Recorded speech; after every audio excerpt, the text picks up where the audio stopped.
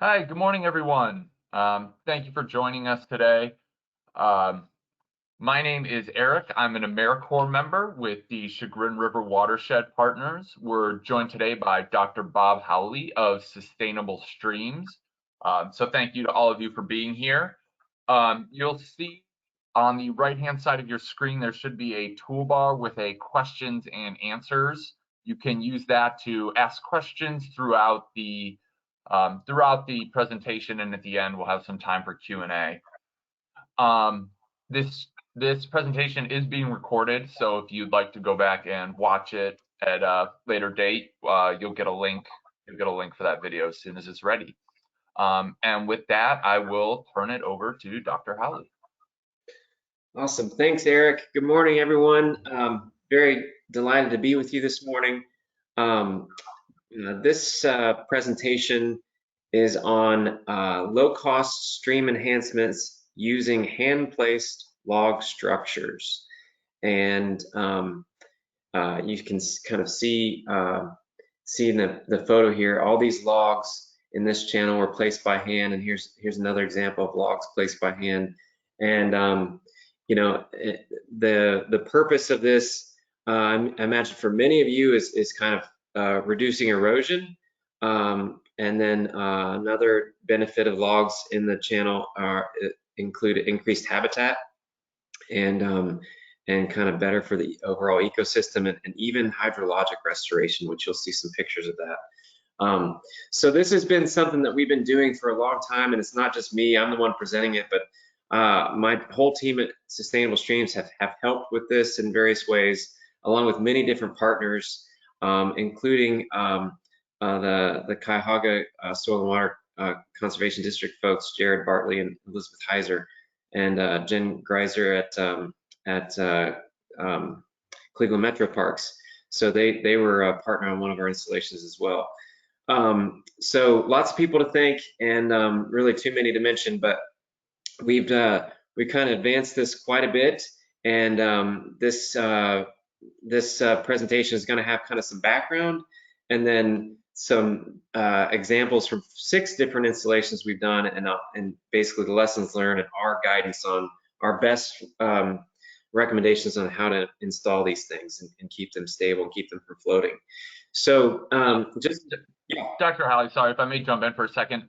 The GoToWebinar toolbar is showing on the right-hand side of your screen. Okay. Over the presentation. Yeah, perfect. There you go. Oh, I just hit that. Okay. Yep, everything's good. Thank you. Sorry about that. No, that's okay. And now I see, can you see, is nothing else is covering it up? Nope, just your presentation. Perfect. Oh, awesome. Perfect. Okay, great. Thanks for correcting that. Okay, so as with, so anyway, I can't help it. I'm a stream scientist, so I have to give a little science background, but I think it helps set the stage for this. So really, streams are systems, and like many systems, they evolve to basically reach an equilibrium. And the main things with streams is balancing the things trying to erode them versus things trying to resist that erosion. And so let's see, there we go.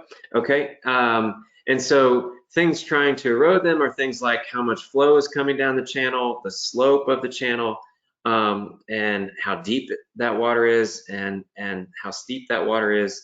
And then things trying to resist that erosion are like the pebbles in the bed, and the amount of root strength on the bank, and also the amount of wood in the channel. Wood is a big source of resistance for erosion.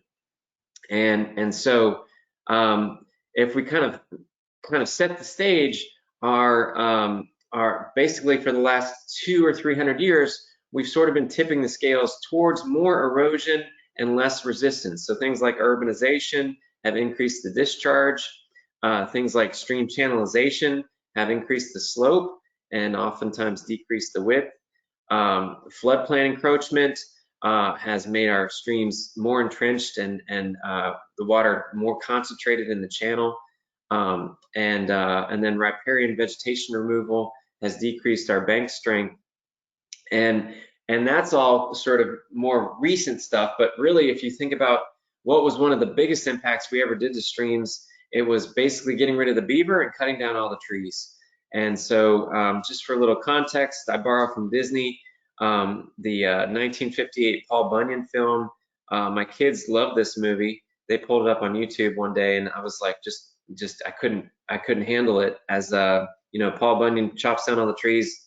I get it. They needed the trees for lumber, but then they used the rivers to get the trees from the forest down into the cities, and you know, of course, the streams were all meandering, and there were lots of log jams in the streams, and so the logs wouldn't float down to the cities. And so, well, what did Paul Bunyan do? He used his ox to straighten the stream and get those logs to flow down to the city. And so you know, I pull this up as an example. It's a joke, sort of a joke, but it's true. It's all based in this fable, sort of based in real things that happen. We systematically cut down the trees in the watersheds along our streams and stream banks, and we also got rid of all the log jams so that water would flow more freely, and you know, keep our floodplains dry for farming, and get all those logs down to the cities where people needed them for lumber. So we're used to these kind of straight, efficient streams that don't have a lot of wood in them, but our sort of reference streams and reference valleys, what we know, and then also from kind of sediment samples in contemporary valleys, basically riverine wood was immensely abundant.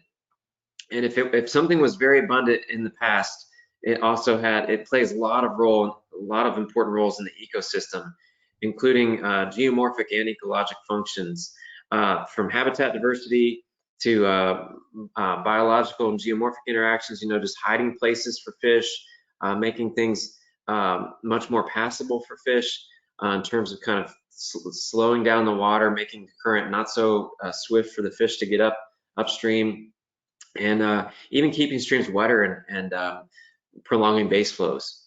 And so what we know from some of these studies and reference systems is that basically the amount of beavers and the amount of channel spanning log jams by themselves can lead to changes in the stream. So it can take a stream from braided or straight or kind of incised single thread channel to much more complex, much more diverse kind of anabranching beaver meadow complexes or anabranching log jam complexes.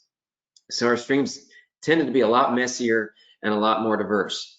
Not to say that you want a stream in your backyard to be extremely messy, but that's just setting the context for saying that adding wood to a stream, if done in the right way, can be very good for both preventing erosion and having a lot of ecosystem benefits. If you've never seen this video on YouTube about the reintroduction of wolves to Yellowstone National Park, it is a really cool. It's only about a 4-minute video, but it just shows you how the ecosystem works together to actually make changes to our streams. And so you know, the reintroduction of wolves, before the wolves were back in Yellowstone, basically all the floodplains had been grazed down to nothing by the extremely high elk populations. And by reintroducing wolves, it hasn't necessarily impacted the elk populations in a bad way, but what it did is it changed their behavior. So instead of hanging out in these valleys and chewing down all the young trees, now the elk hang out kind of up the slopes off of the floodplains, and that has led to the recovery of the vegetation along these floodplains, along these riverbanks, which has changed behavior for bears and changed behavior for, you know, elk and moose, and even brought back beavers, because now beavers have access to trees, which means, you know, that's their food source. So then they're starting to change rivers and you know, kind of cascading benefits through the ecosystem, simply by bringing wolves back and getting rid of the grazing pressure on those riparian trees. And so they've kind of tracked this 25 years of river restoration by bringing the wolves back and not paying an engineer a dime to do any sort of stream design, you know, and so on. So again, you might feel like this is a little bit out of context, but I share this because I know that we're not going to bring wolves back to Ohio, at least not in the near term. But it shows you how kind of getting things back to what they were before we colonized America, before we really changed the landscape. It can sort of really benefit the ecosystem and change the streams in very profound ways. And so abundant riverine is good for ecosystems in terms of habitat, stability, diversity, aquatic food webs, and even water quality. It's a carbon source for nutrient cycling. You can't take the nitrogen out of the water without a carbon source. Wood provides that carbon source.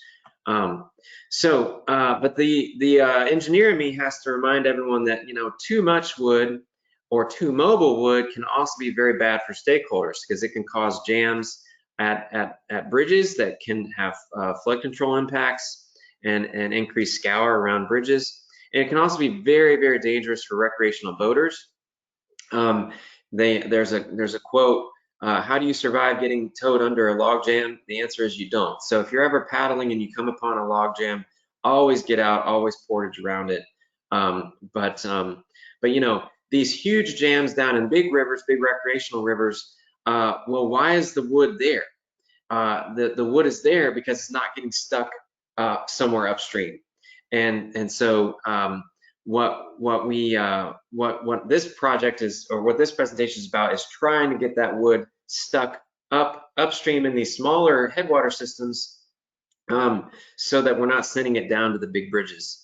And this is kind of on the context of, we got a growing potential for wood loads in urban streams, especially with all of the ash die-off from the emerald ash borer. So a lot of standing dead ash trees that are kind of primed to be loaded to our streams as they die and fall in. And then we also have, with new development regulations, we often have riparian buffer, riparian buffers built into that, and which is all a good thing, right? As far as shade and habitat and so forth. And so the last sort of bit of background: if a tree falls in an urban stream, does it stick around?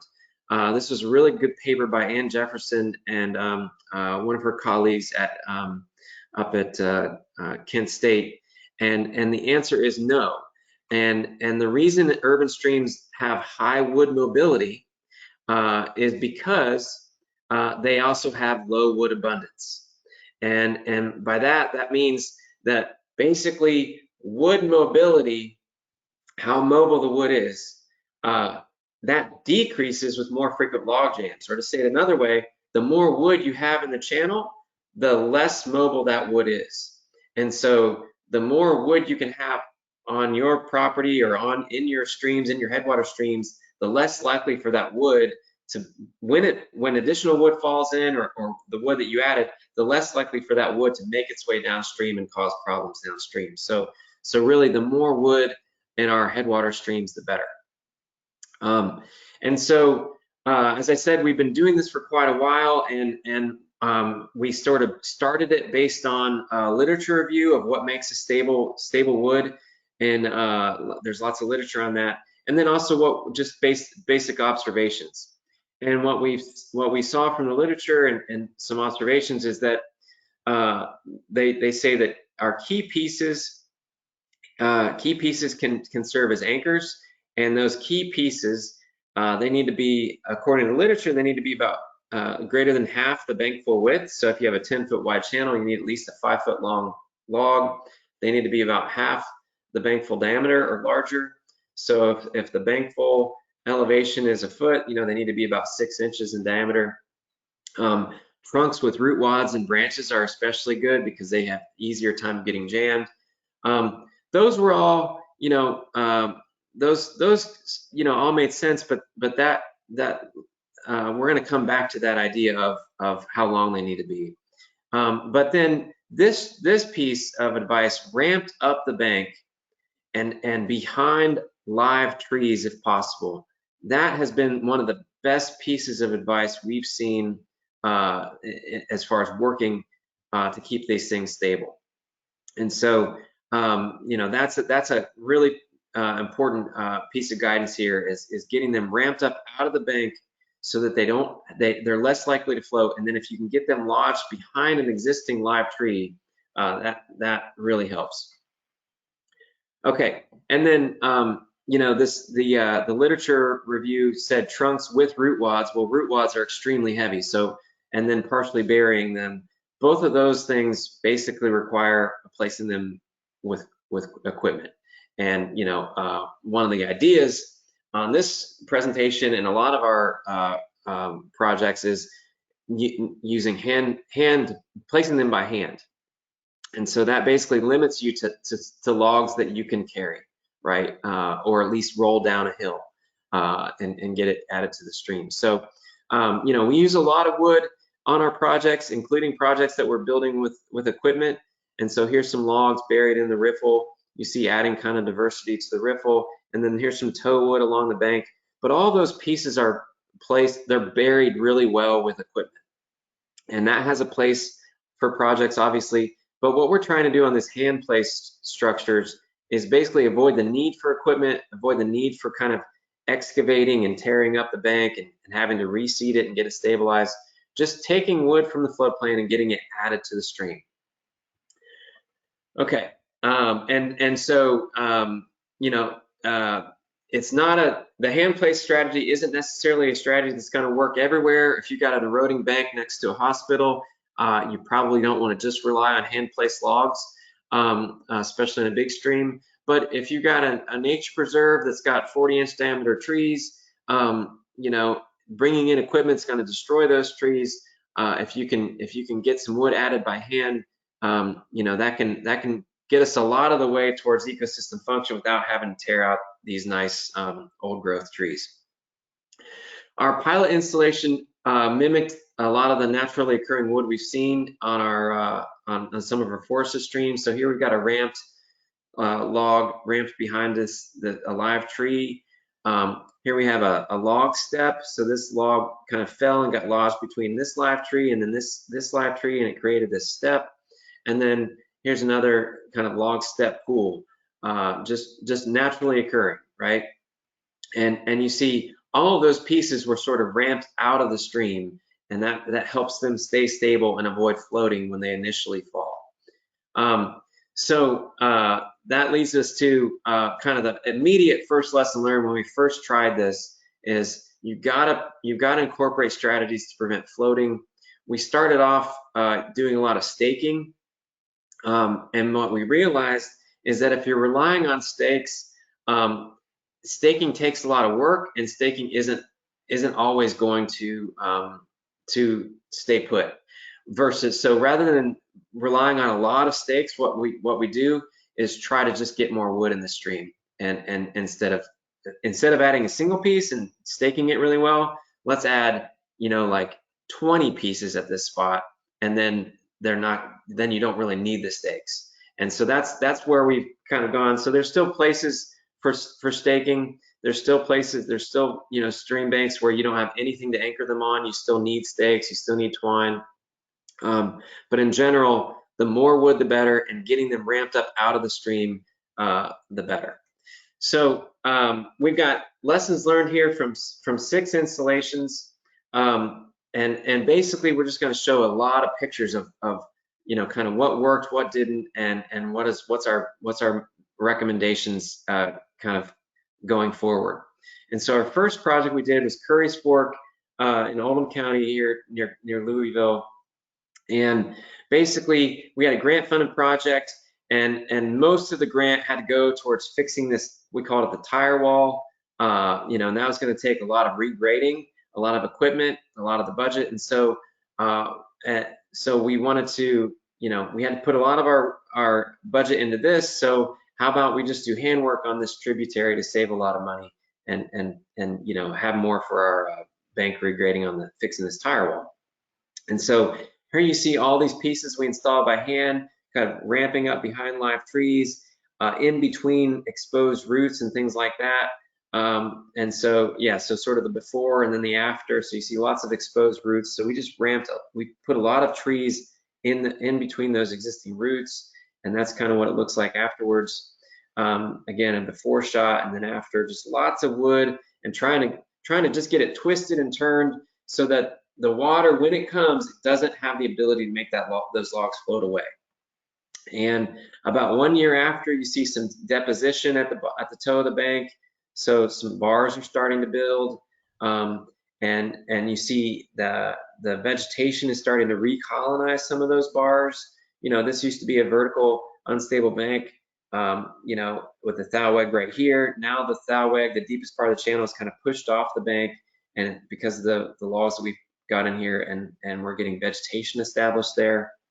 And then about 3 years later, this is an early spring picture, so the vegetation isn't out too much yet, but you can even see kind of early signs of vegetation way out here on the you know, where in the channel where it used to be. The channel used to be right here against this eroding bank. Now the thalweg's kind of pushed off of the bank, and we've got vegetation developing here.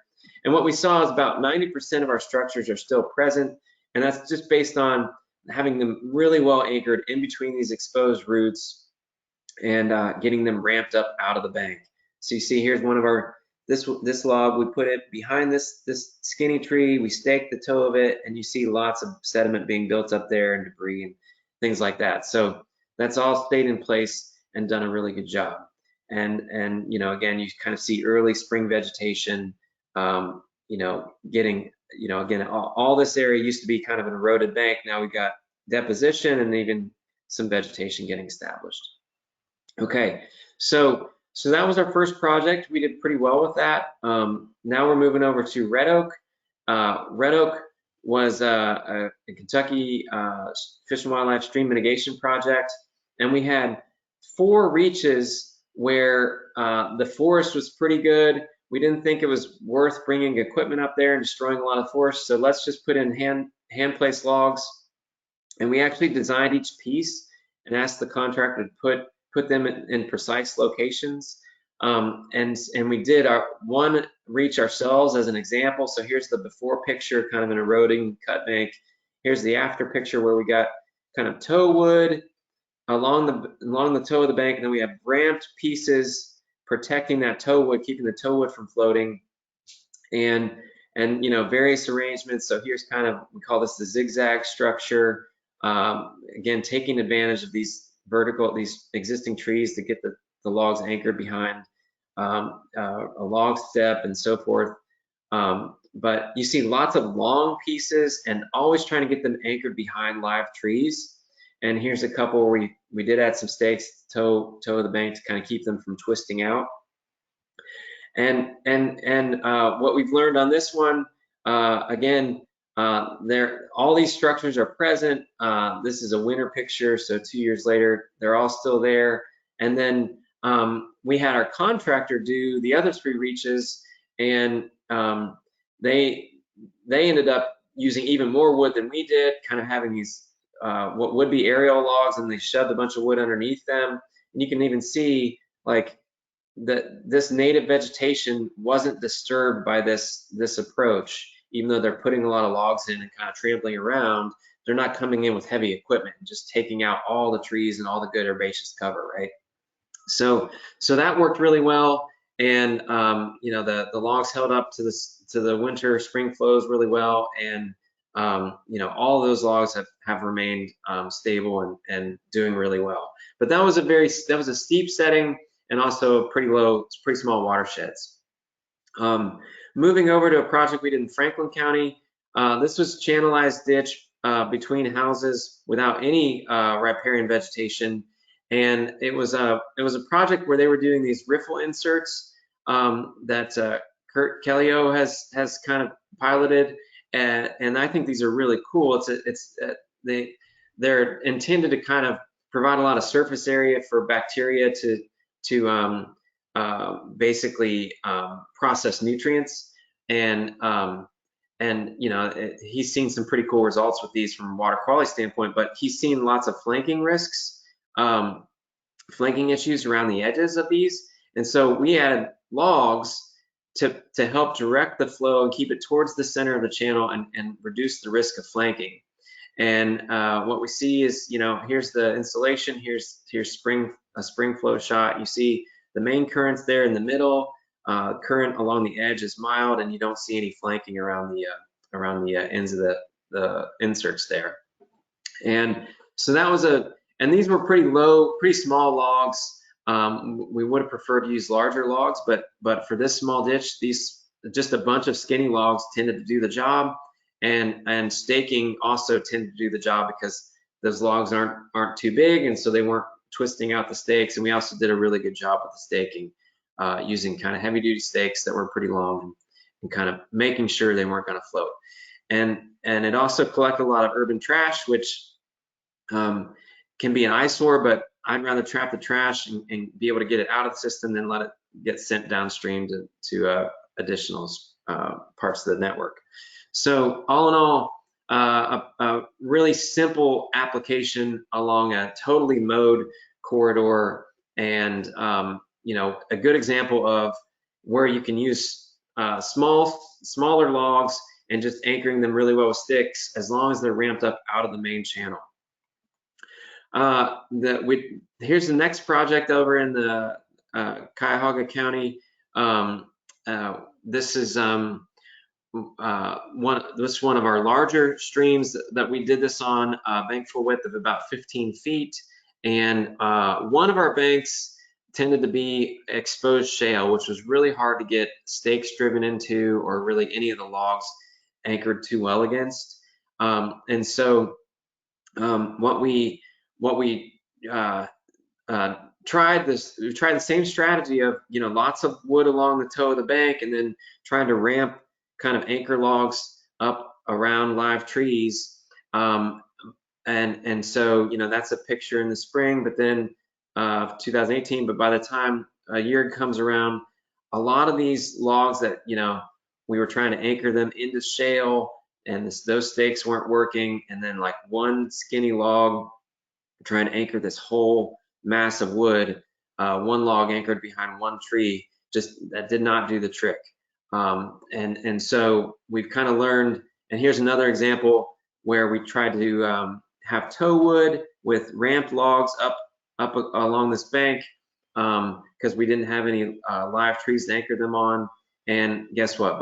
By spring of 2019, all of those were gone. So we don't see any of those along this bank. So kind of did a forensic engineering assessment, and basically 35% of our structures were mobilized, and basically all of the structures that were mobilized were those that were exclusively anchored with stakes and twine. So we didn't have any nearby trees, or, you know, the one tree that we had was like 15 feet up the bank, and we'd have like one skinny log that was trying to anchor a whole mass of wood. But 65% of our structures were functioning as we intended, and those were the ones that were anchored between live trees. Like you see this nice piece right here anchored between this tree and this tree, so it can't really twist and float away. And then that's your key piece, and then you have a lot of other pieces kind of like woven in and anchored to that key piece. So that's doing well. Here's another example where, you know, you got pieces anchored next to live trees, all kind of intertangled. And then you know, also you know, taking advantage of fallen trees that were, you know, already being loaded into the system, so kind of anchoring around those, and sort of interlocking the pieces behind those aerial logs. So basically, again, trying to interlock them as much as you can, so that, you know, one log can't just float away. It's kind of all twisted and contorted and stuck in with the others. So you're really trying to make log jams, instead of just like individual structures. So here's another piece. These were all anchored between exposed roots. So we had like an undercut bank where we had shoved lots of logs down below the bank, but then up up between the roots, up between the exposed roots, and those all stayed stable too. So another example of kind of interlocking between exposed roots and then using an aerial log as an anchor point. So again, those tended to do really well. Again, ramping behind a live tree, and then lots of other small stuff in between the exposed roots. That's all catching debris, keeping the current off of this eroding bank, and doing what we had hoped. And then again, kind of another lesson from this, which we've kind of taken to heart, is channel spanning jams trap a lot of wood and organic material. So leaf litter and other wood. If you can create a good channel spanning jam, that's much better than just trying to protect one bank. And then large diameter channel spanning logs perform really well. These were logs that were already in the stream, so they were way too heavy for us to move by hand. But those also trap a lot of wood by themselves. And so if you can get logs like that added, whether it's like a leaning tree that's already falling and getting it cut so that it falls into the stream, those large diameter long logs do really well as kind of key pieces. Here's another spot where the bank was totally undercut and the main current was flowing under this eroded bank, and we just shoved a ton of wood under there in between all the roots, and you know, it's frozen, so you can't really tell, but that has kept the current out of that area and back into the main channel. That was a humbling experience up in Cuyahoga County, but we learned a lot of lessons. I think we had a little bit of bad luck where we had a really big event right after installation, but that was important to learn. So basically, you have to keep them from floating until they become totally saturated and waterlogged, which usually takes like a good year.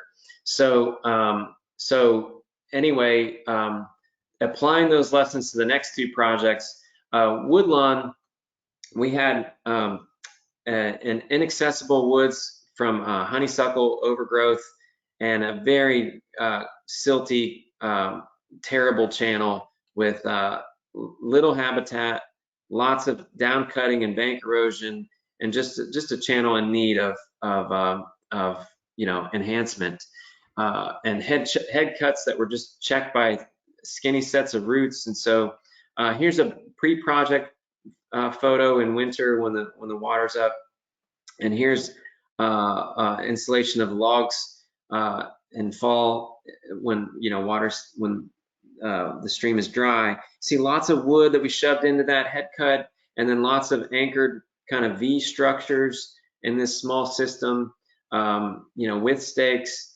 and you see lots of debris getting trapped. And by the following spring, so here's the fall, and then here's kind of the spring. You see again lots of leaf litter being trapped, organic material. So we're restoring sort of pool habitat, right? It used to just be kind of a plain bed with no real habitat. So now we have kind of pool log, pool log, pool log, pool log, right?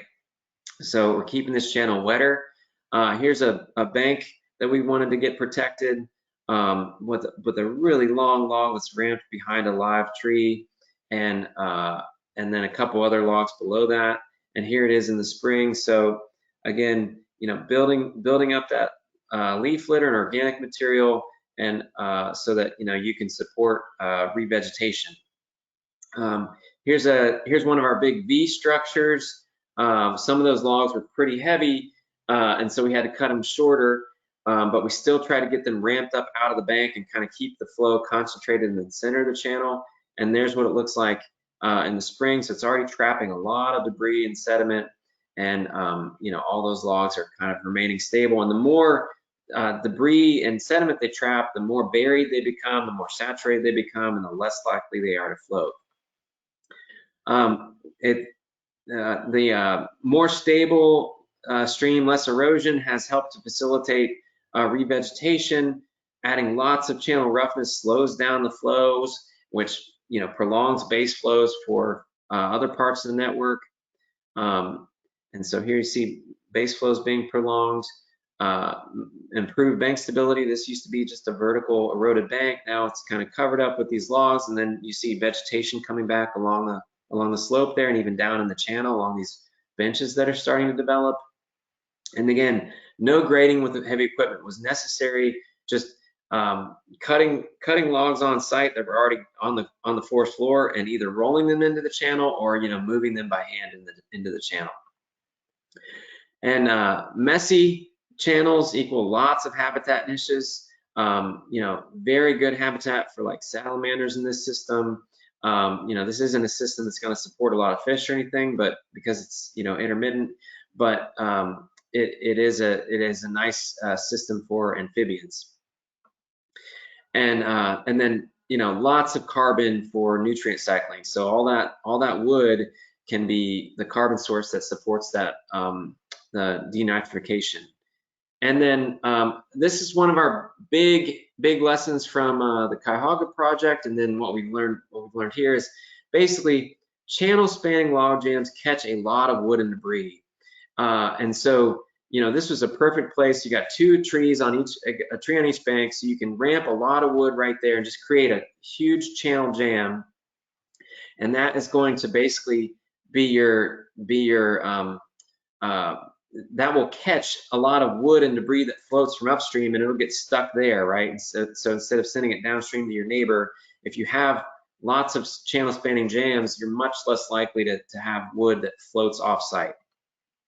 And so here they are trapping that debris, those V structures trapping lots of debris. So this project had honeysuckle removal as a part of it throughout this forest floor, and there's a lot of debris that's generated when you remove honeysuckle, and so all that debris got trapped by these wood structures instead of sending it downstream to cause problems at culverts. So there you go.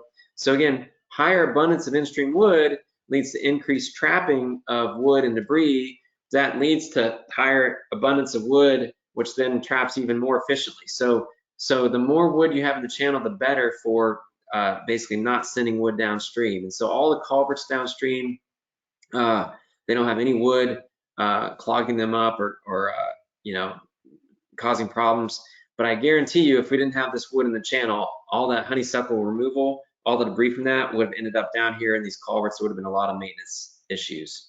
So and then this was a nice project because you took a woods like this that was totally inaccessible due to honeysuckle, and then cleared out all that honeysuckle to support the ecosystem and reforestation, and also improve the stream habitat.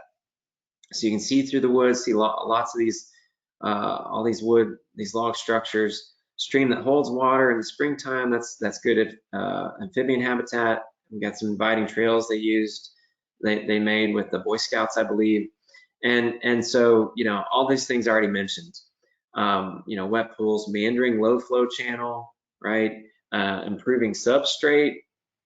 Here's wet pools. Here's habitat variability, and even improving substrate. So you got a kind of a smaller low flow channel, and less silt and more of a gravelly bed, which is good for habitat. And then the bench recolonization by vegetation. So just a few more pictures there. So all of that was kind of the background for our most recent project with Claremont County. And I know we want to save time for questions, but this is a project we did that was, I think it was 319 grant funded, but a lot of the grant had to be spent on, we were going to daylight about 200 feet of stream up here and install and restore a wetland and a stream wetland complex. And so we also wanted to get a lot of restoration down here in this main channel, but we couldn't afford to do it with equipment. So we did it with log structures. We got about 550 feet of the channel protected with about 125 key logs, and we really complemented it with brush. So this is probably our largest drainage area that we've done this type of work on. It's a perennial stream, and we kind of took all those lessons from the Cuyahoga project and the Woodlawn project. We said, let's see if we can do it on a bigger perennial stream. And so here's an example of a before shot. This is a vertical bank, and this is one of our only banks where we didn't have live trees to anchor. our structures behind. So this is looking upstream, same view. So step one, we put in a lot of long brush. So we had to clear a lot of young sycamore trees for our wetland restoration project that was up on the up in another part of the project. So we used all that brush and those trunks for our hand-placed log structures. So for step one, we put in a bunch of brush, and then step two, we got these key logs anchoring that brush down. You see them here, and then we staked all those key logs down because again, we didn't have any trees to anchor them behind. And here it is in December during a high flow event. You see the current totally off the bank being routed into the main channel. You know, no more flow eroding this bank anymore, and the logs are staying stable. And that's basically because we have really long logs ramped well out of the bank and staked really well. So this is an example of a bank protection effort on a pretty big stream with big flows and without live trees to anchor them behind. But this is not our first preference. We would not, recommend doing this strategy exclusively. What we'd rather do is put in lots of jams, and that's what we did throughout the rest of this project. And so here's a V structure, we call it. So we got logs ramped behind this live tree, logs ramped behind this honeysuckle bush. The bush is going to come out, but they're going to leave the stumps so that we had a good anchor point. And then lots of small stuff and brush kind of anchored in between these exposed roots and so forth. And that's our kind of strategy there. The ramping protects this toe of bank because these logs are wedged against this bank. These logs are wedged against this bank, so it protects this toe of bank. And then the main current you see is forced to kind of go in the middle here. And this is what it looks like during installation. So again, long, skinny sycamores that are, small enough to be able to carry, but really super long to span the channel and then some, right? And then here it is catching debris in November, what it looks like after a couple flows. And here it is during an event. Again, you see current being kept in the middle of the channel, very calm water along the edges of the banks here, and a really nice diverse flow regime where you have pool, kind of fast current, pool, fast current, and so forth. Here's another picture, different structure, same idea of the V structure though, and this is what it looks like during installation. Again, kind of protecting the toe of this bank, protecting the toe of this bank, very calm water here, and then you see calm water, and then main current kind of in the center of the channel off the edges of the banks here. Another structure we've done, again, with kind of long, skinnier, carryable sycamore trunks is the zigzag structure. So we got this structure protecting the toe of this bank and then ramped out of this bank behind a tree. This structure protecting the toe of this bank, ramped up out of the water, out of the channel behind a tree over here, and then another tree coming down this way, protecting the toe of this bank and ramped behind a tree out of the picture frame. And again, you see the current's no longer slamming up against here, it's coming this way, but then it can't erode here because of this log, so it's going back this way, and then it can't erode this bank because of this jam over here, so it's coming back this way. So you see this meandering low flow, or meandering current that is off of the edge of the bank, and all facilitated by these long logs that you've got shoved into the toe of one bank and then ramped out of the bank on the other side. Here's what that looks like during installation. You see lots of brush and everything, and then you see the brush loses its leaves, but it still kind of stays in place there and helps add that roughness and keep the current out in the middle. And then, as I mentioned, the biggest thing that we would recommend if you're doing hand-placed log structures, especially on a bigger stream where it's going to be kind of erosive, is just put in a lot of jams. And so here are some kind of during installation pictures, just getting as much wood in the channel as possible and as long of pieces as possible. So again, kind of shoved up against the toe of this bank, but then ramped up behind a live tree on this bank.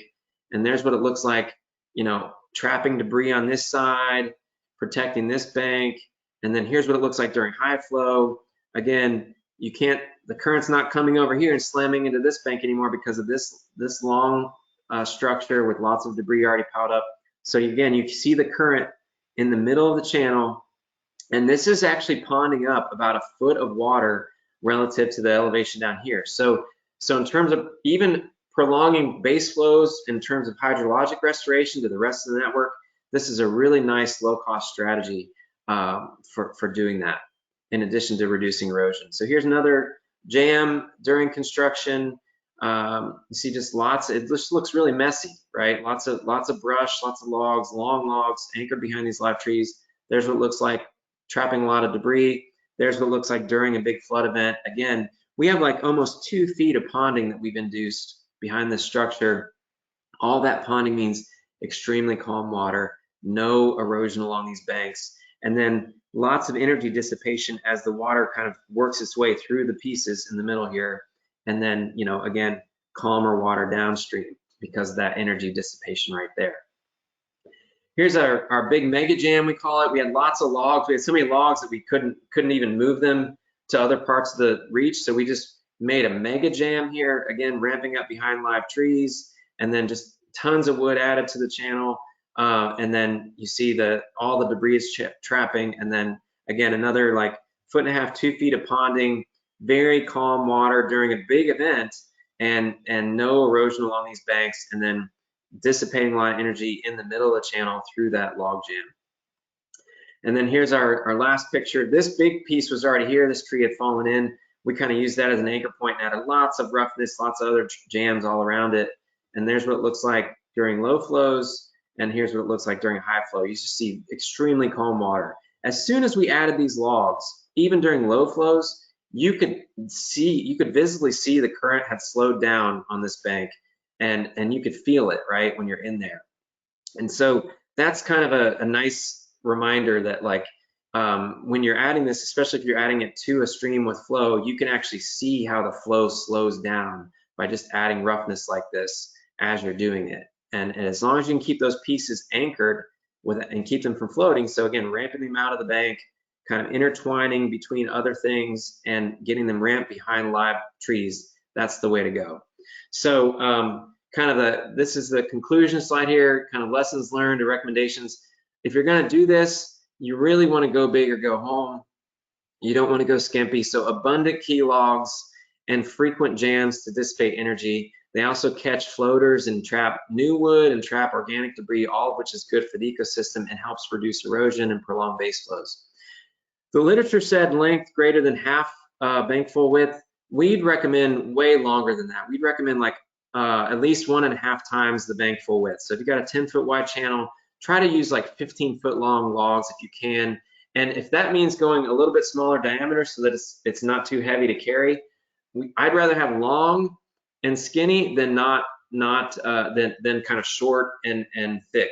So that's especially for the key logs. Again, you see kind of protecting the toe of one bank and getting it ramped out across the channel behind a live tree on the other. That requires a long log. And then wherever you can, try to deflect the energy off the banks like you see with the zigzag structure. But again, going big with log jams, you can't really fail, right? Lots of logs ramped behind these live trees, and then just tons and tons of logs. And you might lose a few to floating, but this jam is going nowhere because of all the logs that we got into it. And then the last thing I'll say is, if you can couple this with removing honeysuckle and getting kind of the next generation of forest, letting that come back, that's gonna provide long-term stability and ecosystem function, because as those logs decay, they can be replaced by live tree roots, and that depends on having a nice forested riparian zone. And of course, that forested riparian zone leads to more wood in the future. So with that, I think we have some time for questions if folks, Eric, if you want to facilitate that. Yeah, absolutely. Thank you. That was really informative. I'm excited to kind of get out and play in the woods now as soon as the weather gets nice. We have a couple questions. Linda wants to know briefly if you could explain what is flanking and what is head cutting. Oh, good question. Yeah. So flanking sorry for the geomorphic jargon there, but basically flanking would be when the stream kind of goes around, when the stream erodes around your structure, right? So like this is an example. Like if the stream would erode around this bend and kind of go around your structure, that's what flanking means. So and then the head cutting is basically a mini waterfall that sort of migrates upstream. So you've got like a mini waterfall where the stream is a lot deeper down here and it's shallow up here, and there's a mini waterfall, and that waterfall keeps going, migrating back upstream. Kathleen wants to know, do you get all your wood on site? If not, where do you go? And, how does this help with cost planning? If you can get it on site, that's absolutely the best. If it's a forested area, usually there's plenty of already down logs. And so you don't usually have to cut down too many live trees or anything like that. If there's no forested riparian zone, then yeah, you do need to bring in wood from off site. On that Franklin County project, all that stuff was just brush from I think Kurt Kellio's house. And they were pretty skinny, and they weren't that big, but they were big enough for that small stream, right? This is a much bigger stream, so we needed much longer pieces. But luckily, we can get it all on site. Does this log structure technique work on preventing erosion in ravines, like flow from gutters, things like that? Yeah, it can work anywhere where you can keep the logs stable and keep them from floating, right? So if the ravine if the ravine is like the Grand Canyon, and it's gonna, no matter how high you ramp it, eventually the log's gonna float because the water gets too deep. It might not work there. But in general, if you can kind of ramp them up out of the bank far enough, and then the lower portion gets saturated quick enough and it keeps them from floating, then yes, it can work. With what frequency do you need to place the logs along the length of the stream? How far apart should your jams be? I think is what Yeah, really great question. As kind of a general rule, when we're designing stream restoration projects, like with equipment, we'll do like a structure every vertical foot, just as our general rule. I would say that's kind of a rough guidance, but it's not a hard and fast rule. And really the key on the jams is finding locations where you can make them stable. So rather than having it be exactly every vertical foot, but then have them at a place where you can't really anchor them to anything, I'd go, every 2 vertical feet or every 1.5 feet, or even every 3 vertical feet, if it meant that you had really good anchoring points. So like a place where you have 2 live trees right next to the stream, and you can, get those anchored and kind of create that V. That's what I would recommend more than a hard rule about spacing. But the more frequent, the better. But the main thing is trying to get them anchored so that they stay in place.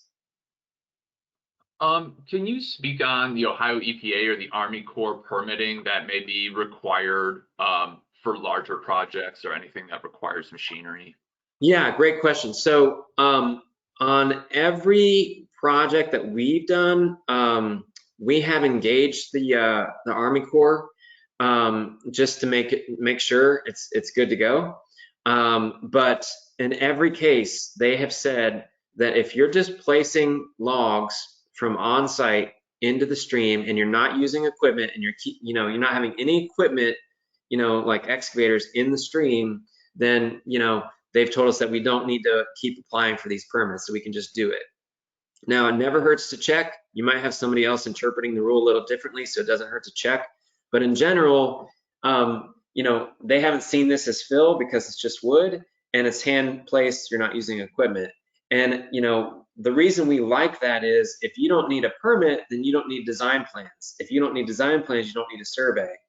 And all those things that add a lot of cost take away from the amount of length you can protect with these log structures. So that's why it's a really nice practice in terms of, just putting all of your costs into getting wood in the channel rather than a lot of paper and permits. Do you need to give any special considerations for fish when in perennial streams when installing these log jams? Great question. So that's been one of the criticisms, is that, these log jams are gonna, become a barrier to fish. And what the scientific community has demonstrated time and time again is that they are not a barrier to fish. There's plenty of gaps in these logs that fish can get up, and actually it makes it easier for fish to navigate beyond just adding different habitat niches and refugia and keeping the pools wetter. It just makes them easier to get up because you're kind of dissipated the current through these structures. So yeah, it hasn't been. I mean, they've done studies out west with salmon migration and things like that, and they just haven't had issues with getting fish through these. But it's a really good question, and it's something you want to be cognizant of. But if you think about it, if wood used to be in all of our streams at really high abundance, then the fish would have evolved to be able to get up through those jams, right? And we can't make these jams watertight, but beavers can make their jams much more watertight, and beaver dams are not barriers to fish passage either. So, it's not really a concern from a fish migration standpoint. Yeah, that's a good point. Good point about beavers. This is maybe more of a specific homeowner question, but it might apply to some other people as well. They have a channel that drains on their side yard, and it seems like you were promoting catching debris. It seems like this person has to clear debris so that their yard doesn't become flooded constantly. Can you speak on that at all?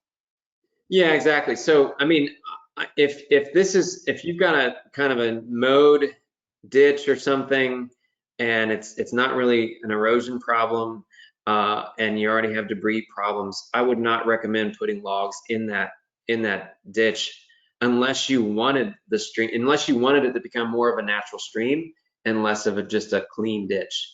So, because the log structures will absolutely trap debris, just like this picture shows. And from a habitat standpoint and a ecosystem standpoint, that's all really good.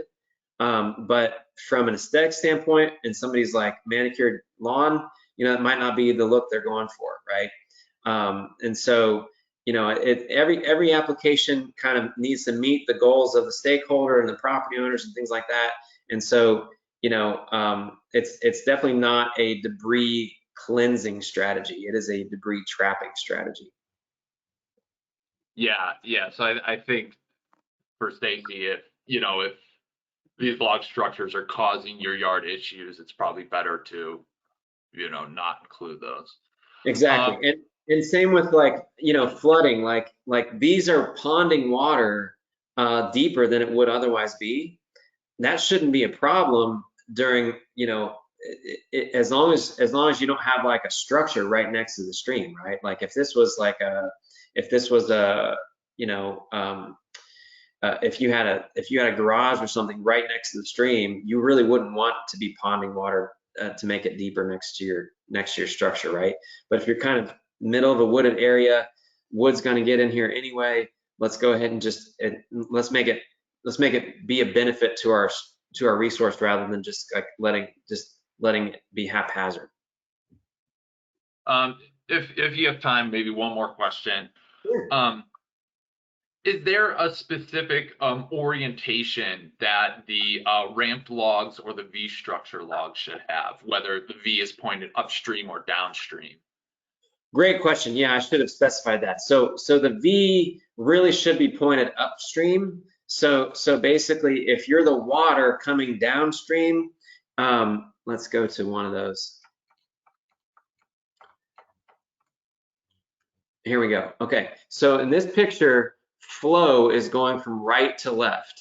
Okay, and so the idea of the V pointed upstream is basically it's sort of keeping the current off of these banks and in the middle here, because the water is going to get to this gap faster than it will get to like this, right?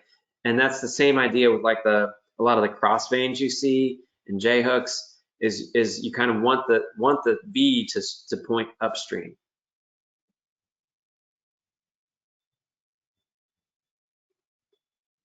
Mhm. Okay. That Would it makes be okay if I maybe forward questions from all? Yeah. And so that makes sense. So we're looking downstream here. So you see the Oh, V is pointed upstream, right? And these logs are rammed up against this bank, slowing that flow down, trapping debris there. These logs are rammed up against this bank, slowing that flow down, trapping debris there. And then the current is kind of going in the middle there. yeah, sorry about that. My sound was a little cutting out. Um, but yeah, Bob, thank you for taking the time to do this.